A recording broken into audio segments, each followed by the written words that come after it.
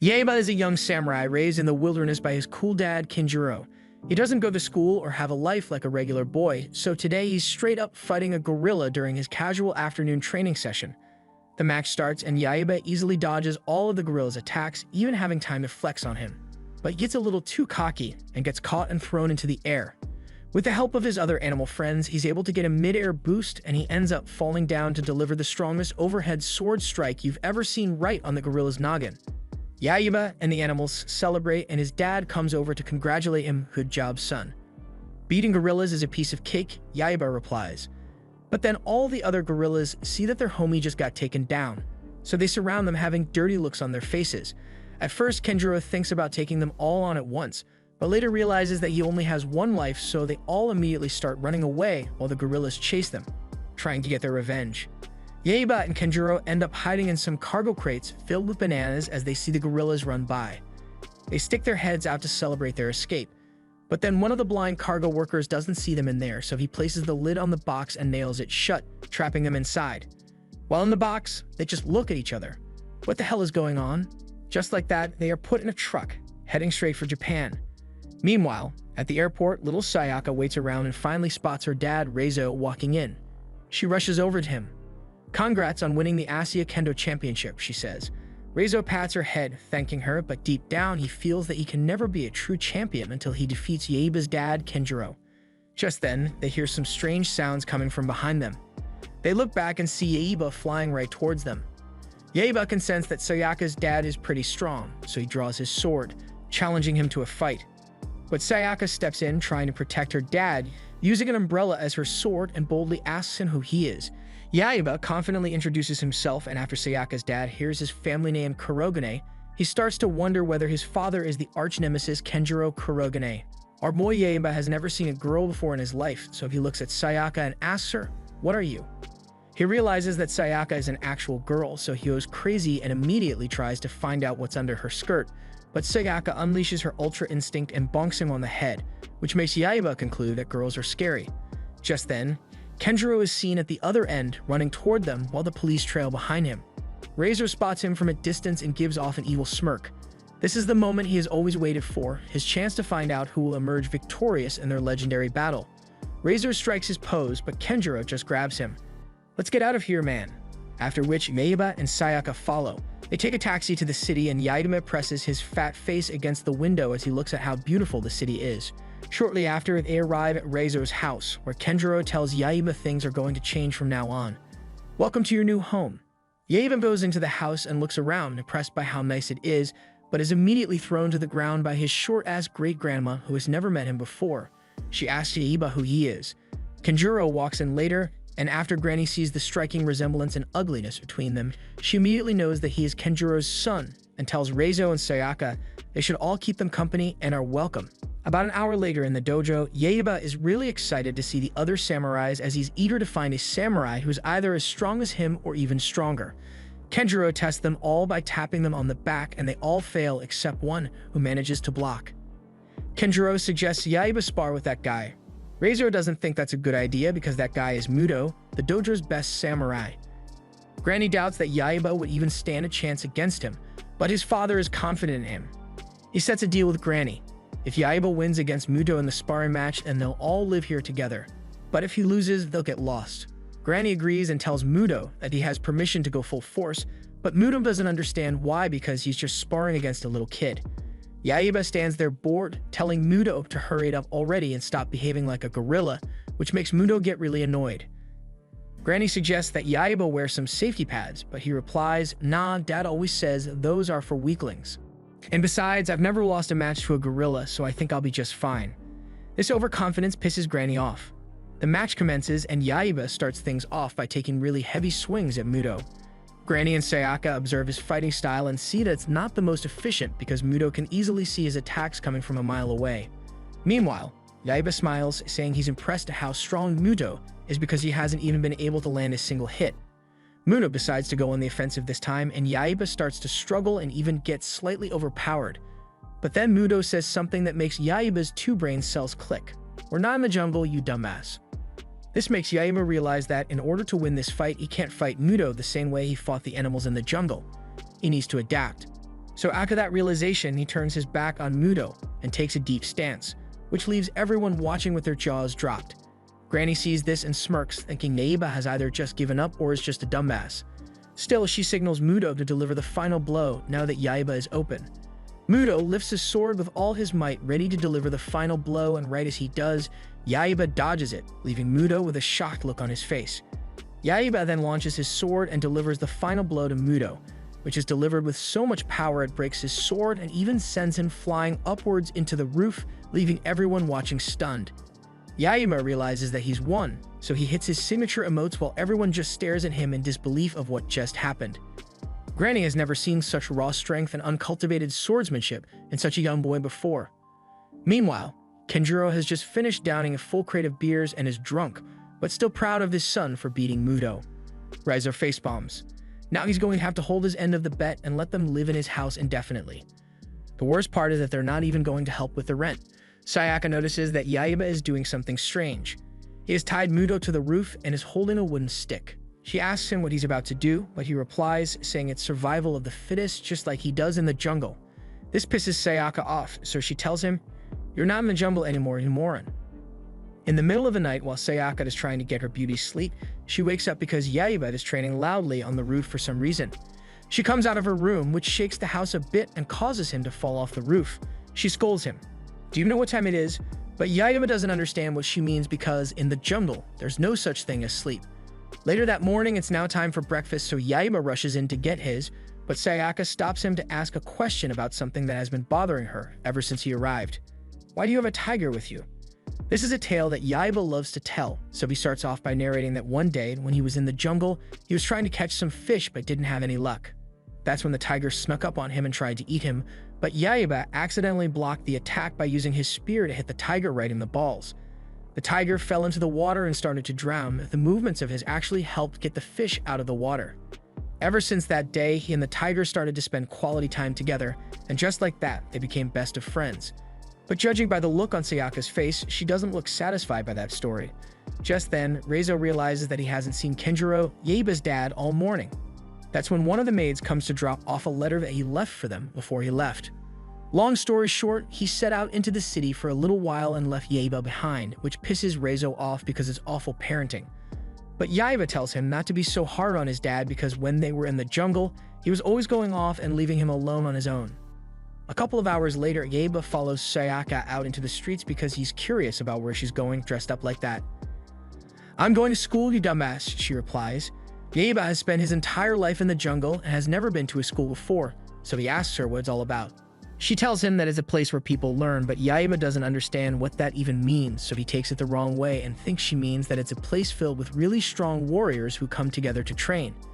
Hearing this, Sayaka decides to troll him a bit. She turns back and tells him that it's a place filled with a ton of strong monsters and samurai, and that he wouldn't even stand a chance against any of them. With that said, Yaiba looks at her with a determined look and vows to protect her by all means and costs. Sayaka just looks at this guy like, who does he think he is? Shortly after, they arrive at the school, and Yaiba is shocked as he sees just how large a school building is. Some of Sayaka's friends come over, take a single look at Yaiba, and think he's really cute. Yaiba sees them and acknowledges that this is his second ever encounter with girls, so he starts to sniff them all, which makes them all jeer with excitement.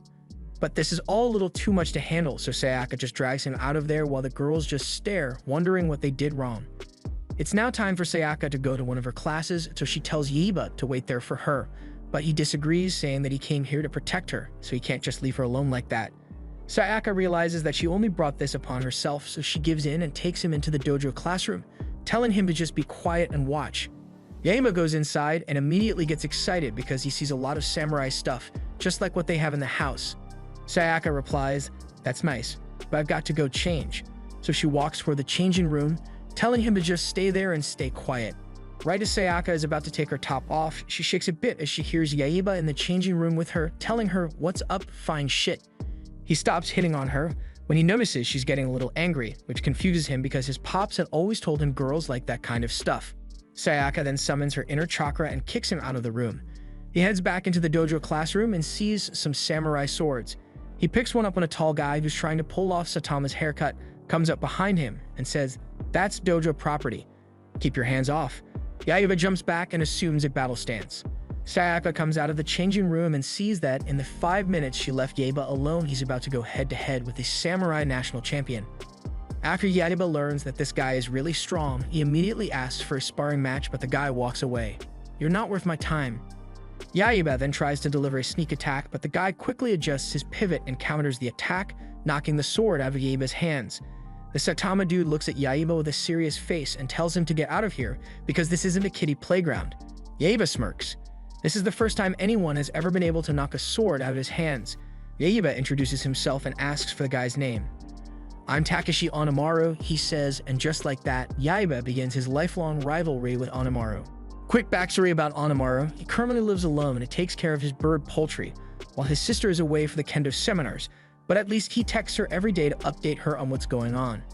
He tells her that this year's national kendo competition is coming up, and as usual, he plans on securing the first place slot. His entire extended family has always supported him and are going to be watching the event, so he knows he can't screw this up and he won't be defeated. The next day at school, Yaiba is busy annoying Sayaka as usual. Then as he runs off, he accidentally bumps into his arch-nemesis, Onamaru. Yaiba is still hungry for a duel with him, so he draws his sword asking for one, but Onamaru just replies he'd rather barf, and besides, he's way stronger than him. He then walks away, going up the stairs while Yaiba follows, having an annoyed look on his face. Yaiba tries a sneak attack, but Onamaru already saw that coming, so he swiftly sidesteps it and knocks Yaiba off his feet, making him lose the little aura he had left. Then before Onamaru leaves, he tells Yaiba to come back after training for a couple decades and maybe he'll be stronger enough. After that, he walks away while giving off an evil laugh. At this point, Yaiba is really pissed off. Sayaka has a concerned look on her face, but she thinks that Onamaru isn't willing to spar with Yaiba, probably because he has nationals coming up, so he just wants to stay focused. She tries convincing Yaiba to just leave the dude alone, but our boy just ignores it and looks back at her, having a crazy look on his face, saying he's got an idea. A couple hours later at the Shoryuken dojo, Sayaka is starting to get worried because she hasn't seen Yaiba at all since their last encounter, and she just knows he's about to do some dumb shit. In the boys' locker room, Onamaru can't find any of his samurai gear, making him feel frustrated. Then one of the snitches tells him that he saw Yaiba with them earlier in the hallway. This is confirmed when Onamaru finds a letter that Yaiba left behind, which says, "Hey you moron, it's Yaiba." Onamaru crumples the paper in anger and then rushes outside, where he sees the first part of his training gear sitting right out in the open.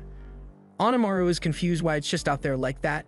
Then as he bends down to pick it up, he triggers the trap set for him. A bucket of water falling from above, but he swiftly dodges it and says it'll take a lot more than that to catch him lacking, with a smirk on his face. Meanwhile, Sayaka has already started training in the dojo, and she's worried because it's been close to 30 minutes since practice started and Onamaru and Yaiba are nowhere to be seen. Onamaru is seen dashing through the hallways as he sees the next piece of his equipment, but right before he gets there, he triggers the tripwire that was set, causing the lockers to fall onto him, but luckily he escapes right in the nick of time. As he picks up the gear, a hidden arrow springs out, but he dodges it, so it only manages to graze his face. He then smirks and hits the most iconic anime one-liner, saying things just got interesting.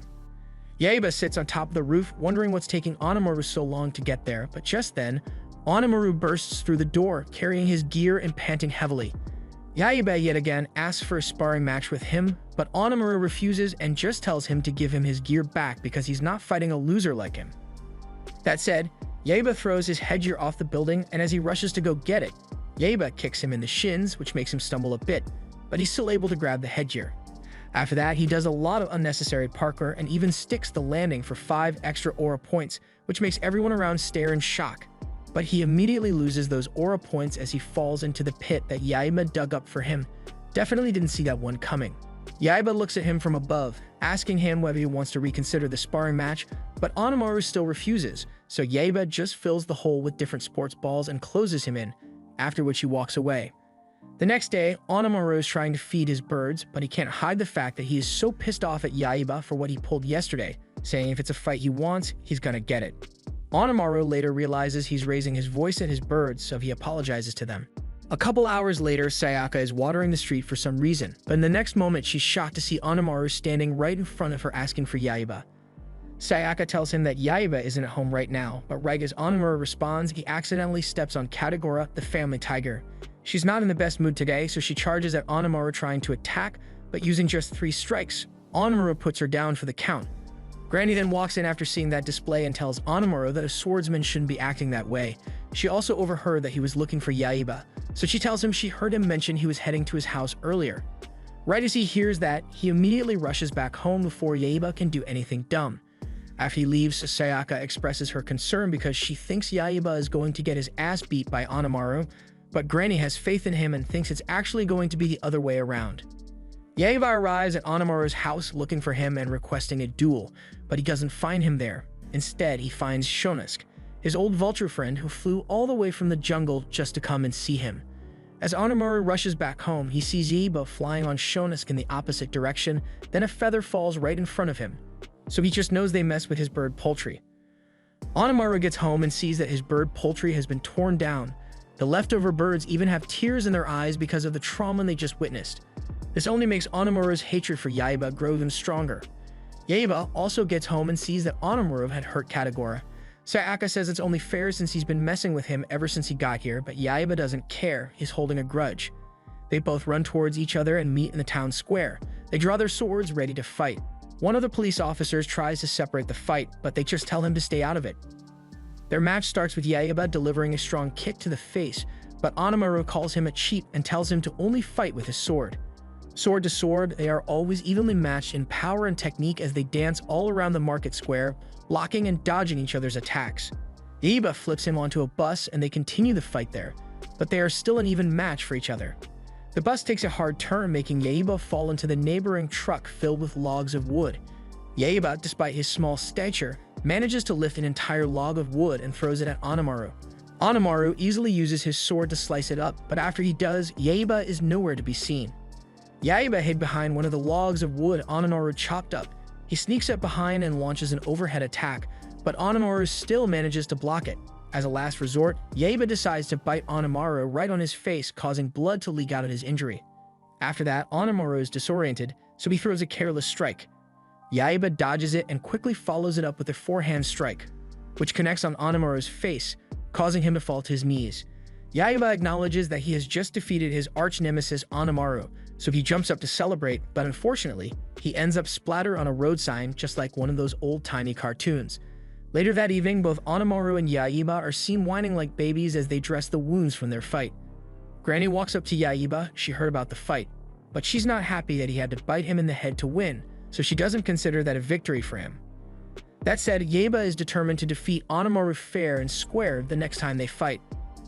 After Sayaka is done dressing his wound, he, Katagura, and Shonosuke go up to the roof for some training, but he kicks both their asses in record time. That training method has become way too easy for him now, so he tries blindfolding himself and telling them to attack him, but they aren't too sure why he would want that. Sayaka is also curious why he's doing that, so Granny explains to her that he's training his Shingen. The Shingen opens one's mind perception. If Yaiba masters it, he would be able to sense his opponent and anticipate their next move. It's just like what he did when he fought the samurai earlier. It's a very critical skill in sword fighting. Yaiba tries fighting Shonosuke and Katagura using his perception, but he hasn't mastered it, so he quickly gets knocked down while they celebrate with laughter. Still with that, Yaiba isn't discouraged and says, "Let's try that again." Sayaka observes him and smiles because she just realized how determined Yaiba is. But it doesn't take Yaiba long to piss her off yet again because he refuses to take his blindfold off even at the dinner table, so he's just using his fork to poke around her food. That night, Sayaka is naked in the bathtub, reminiscing all the events that happened today, but just then, Yaiba walks in with his blindfold on and clothes off, and he's wearing a blindfold, so he doesn't even know she's in there. Sayaka blushes as she takes a look at Yaiba's tiny soldier, after which she kicks him out. Meanwhile, Onamaru is currently being tormented in his dreams by Yaiba because of the fight they had the other day. As the ghost Yaibas surround him and start to bite him in unison, he jolts out of bed saying, "Oh, it was just a dream." Onamaru doesn't want to be caught lacking, so he gets out of bed and immediately starts training while repeatedly saying in his head, "I'm going to get my revenge." Onamaru has always won every fight that he has fought, so the fact that he just lost to Yaiba in such an uncultured way pissed him off. He knows he needs to get strongest one way or another. It's a must. He gets a taunting image of Yaiba in his head again, so he crashes out and accidentally uses his sword to destroy one of the stone monuments in his home. After he calms down, he realizes that he may have overreacted a bit, but what he finds a lot more intriguing is the fact that there's a hidden staircase in the house that he never knew about. Curiosity gets the best of him, so he steps inside, wondering what this place is. He enters the main room and sees a bunch of statues of old Japanese gods surrounding a pretty cool-looking sword. The sword was too shiny not to touch, so Onamaru tries picking it up, but before he does, the statues start to speak to him, telling him that if he picks up that sword, he will inherit all the power from them and become the strongest swordsman to walk the earth. Onamaru hears this and realizes that with this sword, Yibo won't stand a chance against him, so he places his hand on the handle, trying to pick it up. That bright blue blinding light emerges from the sword as he picks it up. His body then starts to transform and undergo changes. His eyes turn to a bright red color. After he pulls it out of the ground, there's a bright explosion, and once it settles, Onamaru is holding the sword confidently in the air as it has a bright blue aura around it. But there's also something different about Onamaru. He now has two ugly-ass horns on his head and a striking new confidence. Nothing can stop him now. This was the end of episode 2. Subscribe to not miss the next part.